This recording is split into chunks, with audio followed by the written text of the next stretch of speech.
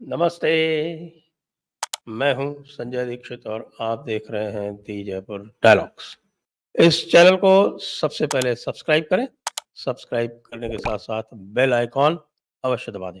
तत्पश्चात आप इस पर लाइक का बटन दबा दें वीडियो का और वीडियो को शेयर भी अवश्य करें और हमें पत्रम पुष्पम के साथ आर्थिक सहायता भी करें। बात हो रही है ज़ुबैर पंक्चर वाले की। ज़ुबैर पंक्चर वाले ने सही बताएँ तो राष्ट्रवादियों की नाक में दम कर रखा है और राष्ट्रवादी जो हैं, वे कोई विशेष डैमेज इसका कर नहीं पाते हैं क्योंकि यदि देखा जाए तो इसके विरुद्ध जो भारतीय जनता पार्टी की सरकारें हैं, तथाकथित राष्ट्रवादी सरकारें हैं, वो भी कुछ विशेष करती रही हैं, यद्यपि कर बहुत कुछ सकती थी। ये देखिए, ये रहता बैंगलोर में है, वहाँ कर्नाटका में भारतीय जनता पार्टी की सरकार थी। इसने हिजाब वाले मामले में कितनी उल्टी-सीधी बातें करी, लेकिन उन्होंने कोई भी ऐसा बढ़िया केस नहीं रजिस्टर किया, जिसमें इसका कोई नुकसान हो पाता।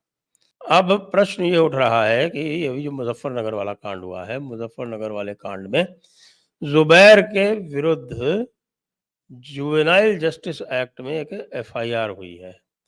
वो एफआईआर इसलिए हुई है क्योंकि उसने जो तृप्ति त्यागी मैडम थीं, जिनके विरुद्ध बड़ा प्रचार हो रहा है, यद्यपि उनके विरुद्ध भी जो एफआईआर हुई है, उसमें कोई ऐसा विशेष सेक्शन है नहीं क्योंकि ऐसा देखने से ऐसा कुछ लगता नहीं कि उनका कोई भी किसी भी प्रकार का कोई हेट स्पीच का मामला बनता है।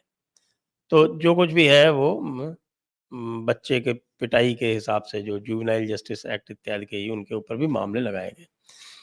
अब ज़ुबैर के ऊपर सेक्शन 74 जुवेनाइल जस्टिस एक्ट का मामला लगाया गया है और उस पर एफआईआर हुई है। तो सारे लोग जो हैं, वो ये पूछ रहे हैं या ये है वो स्पेक्युलेट कर रहे हैं कि क्या ज़ुबैर की गिरफ्तारी होगी?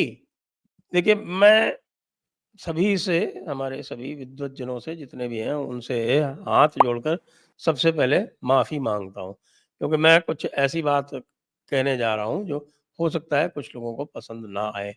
और वो ये है कि हमारे बहुत सारे जो राष्ट्रवादी मित्र हैं, वो कई बार जिसको हम बोलते हैं जंप द गन कर जाते हैं और मामले की तह में नहीं जाते, विशेषकर जहाँ पर लीगल मामला होता है, वहाँ पर बहुत आसान है कि क्या धारा लगाई गई है, उसको आप गूगल कर लीजिए, देख लीजिए और उस धारा का ऑफ़ेंस का क्लासिफ़िकेशन क्या है, वो सीआरपीसी में देख लीजिए, अगर नहीं तो उस एक्ट में देख लीजिए। सारे एक्ट जो हैं आपको गूगल करके मिल जाते हैं।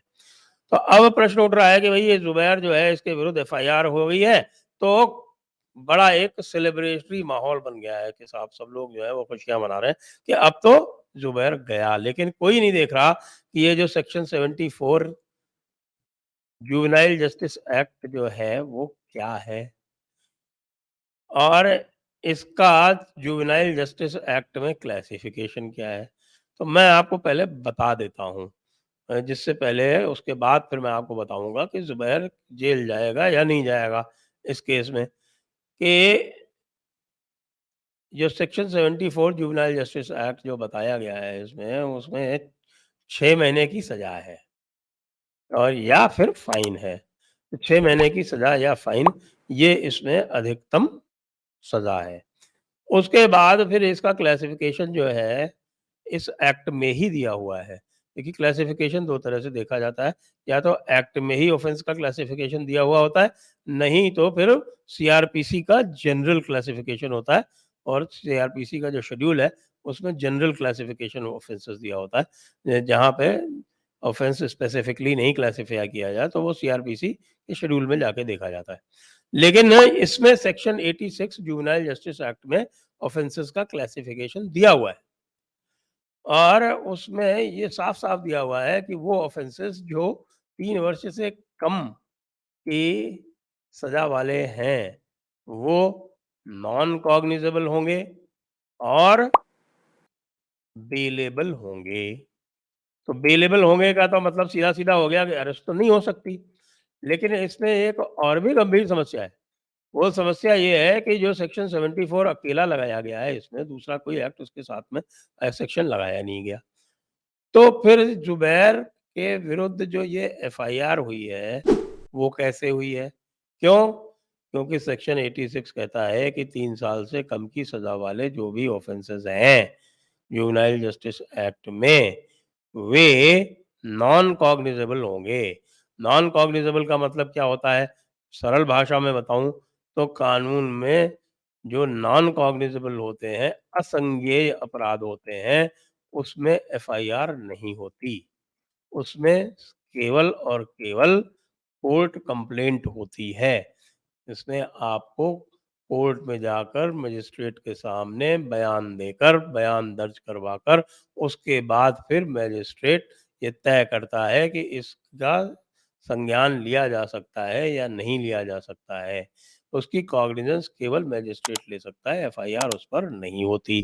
तब ये प्रश्न उठ रहा है कि भई ये उत्तर प्रदेश सरकार ने असंज्ञेय अपराध में एफआईआर कैसे कर ली?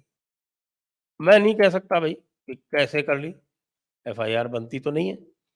तो इसलिए इस पर कोई आगे प्रोसीडिंग्स भी नहीं हो पाएँगी। इसमें तो मैं बहुत अधिक इसका स्कोप भी नहीं देखता था। लेकिन ज़ुबैर के लिए ये करना बहुत अधिक कोई समस्या वाली बात नहीं है। बहुत सारे लोग इसमें जो है वो करा सकते हैं, क्योंकि ज़ुबैर तो लगातार इस तरह के बयानबाज़ी करता रहता है, सीधे-सीधे जो है वो रिलीजियस डिवाइड क्रिएट करता रहता है हर समय। अब अगर अभी उदाहरण के लिए ले लें, तो जब ये नूह में, मेवात में जो दंगा हुआ था, तो नूह और मेवात में दंगे के समय जिस प्रकार से ये एक प्रकार की रिलीजियस घृणा फैला रहा था, और जिस प्रकार से मोनू मानेसर के विरुद्ध में या कुछ और बजरंग दल वालों के विरोध में जिस प्रकार का अभियान इसने चला रखा था, वो सीधे-सीधे इंसाइटमेंट टू ऑफेंस है। एक धारा है आईपीसी में आती है 505, उसका 5052 जो है वो इंसाइटमेंट टू ऑफेंस जिसको कहते हैं, कि वो ज़बरदस्ती जो है वो भड़काने वाली कार्रवाई वो कर रहा है। न केवल स्पीच से, लेकिन और भी जो उसके एक्शन है उससे वो कर रहा है। तो उसमें हरियाणा सरकार ने कुछ किया नहीं। अब उत्तर प्रदेश सरकार को भी यदि करना है इसमें, ये जुवेनाइल जस्टिस एक्ट में खाली सेक्शन 74 लगा के एफआईआर से काम नहीं चलेगा। इसमें सेक्शन 5052 लगाना पड़ेगा, तभी एफआईआर बनेगी, नहीं तो सेक्शन 5051 में भी एफआईआर नहीं बनती। तो भाई ये जो सारा कार्यक्रम हो रहा है ज़ुबैर पंक्चर वाले के विरुद्ध, वो पर्याप्त नहीं है। यदि एफआईआर करानी है, तो आप एफआईआर ढंग की कराओ। नहीं तो क्या होता है कि जब कभी वायरस आपको अगर स्ट्राइक करता है, तो वायरस के रोकथाम के लिए यदि आप पूरी डोज़ की दवा नहीं लेते ना, तो वायरस में इम्यूनिटी डेवलप हो जाती है। ये कई बार आपने सुना होगा, डॉक्टर भी कहते हैं कि भाई पूरी डोज में दवा लो, अगर दवा पूरी डोज में नहीं ली तो इम्यूनिटी डेवलप हो जाएगी। तो ये जो आधे अधूरे काम होते हैं, पहले भी आपको ध्यान है कि एक इसी प्रकार की एफआईआर की गई थी, 295 ए उसमें लगाया गया था, लेकिन कोई 3 साल पुराना मामला उठा लाए। अरे भाई 295 ए जो है 3 साल पुराने मामलों पे नहीं लगता। ये कोई भी समझदार पुलिस वाला जानता होगा, लेकिन अब हम क्या करें? और 3 साल वाले पुराने मामले पे लगाई तो उसमें हुआ क्या? उसमें कुछ दिन वो रख पाए उसको, और वो पहली फुर्सत में उसको बेल मिल गई उसमें। और केस मैं आपको गारंटी के साथ कह सकता हूँ, इतना लचर केस है कि वो कतई नहीं चलेगा इसके विरुद्ध। तो बहुत ज़्यादा खुशियाँ मनाने की आवश्यकता नहीं भाई लोगों। ये जो तथाकथित एफआईआर फाइल हुई है, अब मुझे ये भी पता नहीं कि ये एफआईआर फाइल भी हुई है या नहीं हुई है, क्योंकि ये मैं अच्छी तरह से जानता हूँ पुलिस वालों को कि वो इस तरह की लचर एफआईआर करते नहीं, लेकिन फिर भी अगर करी है तो भाई उस थानेदार को मैं कहूँगा हैट्स ऑफ, या कौन सा जो एसपी है जिसने इस तरह की एफआईआर फाइल कराई है, उसको भी हैट्स ऑफ, कि वो क्या समझ रखा है कि पब्लिक को सिर्फ पागल बनाने के लिए एफआईआर कराई है। एफआईआर में जब धारा ही नहीं लगाई तो एफआईआर कराई किस लिए?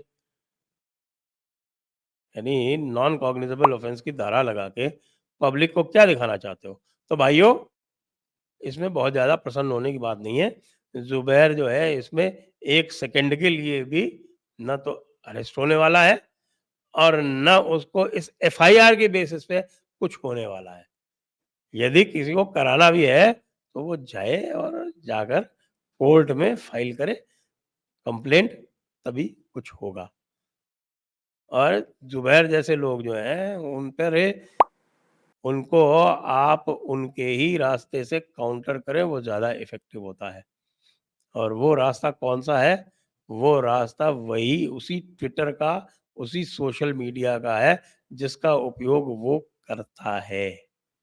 उसी के रास्ते इसको काउंटर करें और जैसे कि इसने प्रोवोक किया था, उसी तरह से कभी ये प्रोवोक हो, तो उसका उस अपॉर्च्युनिटी को देखें।